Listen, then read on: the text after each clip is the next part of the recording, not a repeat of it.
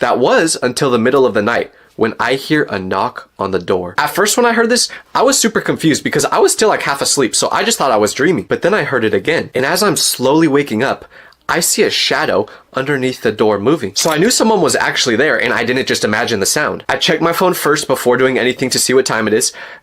And because I'm chronically addicted to it, I ain't even kidding either. I once started scrolling through social media after opening my phone when I was supposed to be calling someone for help because my friend broke his ankle. But anyways, enough about my dudes. Well, the next day, everyone's coming up to me with a big grin on their face going, "Have you seen the video of you that went viral?" And I'm like, "No, what video? Oh, what do you mean?" So someone shows it to me, and the video is these 3 girls in the same spot as always doing their TikTok dance, but in the background, you see me walking to the bathroom. And that wouldn't seem to really be an issue, except for the fact that in the video, my posture is really bad. I'm literally walking like this. Up, back, and down, difference that makes. So all the comments on the video are just cooking me like, "Who is bro in the back? Someone get homie a chiropractor. Why does the guy in the back have the posture of Dr. Doofenshmirtz?"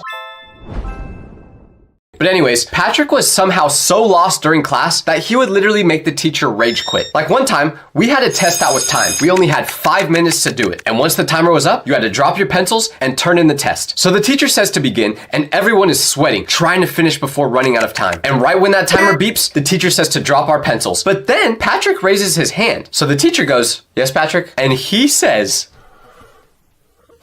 when do we start the test? He literally left the teacher speechless. Like, she did not know how to respond. And while having a class with Patrick was awesome because it was so funny to watch him interact in class, it was also terrifying because whenever we had group projects, he would always want to work with me.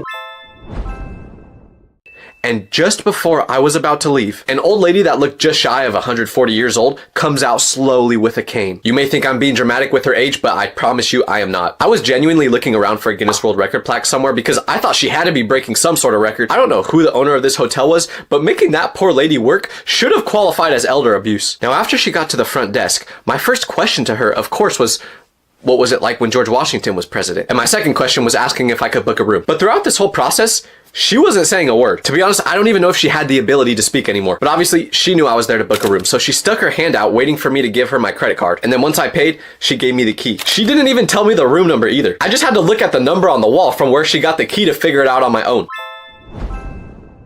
And while having a class with Patrick was awesome because it was so funny to watch him interact in class, it was also terrifying because whenever we had group projects, he would always want to work with me. And if you've ever been in a group project with someone like Patrick, you know it's a nightmare. Doing group projects with someone like Patrick is like trying to play duos in Fortnite, except your teammate is using their feet to play instead of their hands. You know you're gonna have to carry them. When we had a group project together, I tried giving Patrick the easiest job possible. I literally just told him, "Patrick, find good pictures to put on all of our slides." That's it. And somehow I'd open the Google Slides later and our presentation about Abraham Lincoln would have this photo on the front page.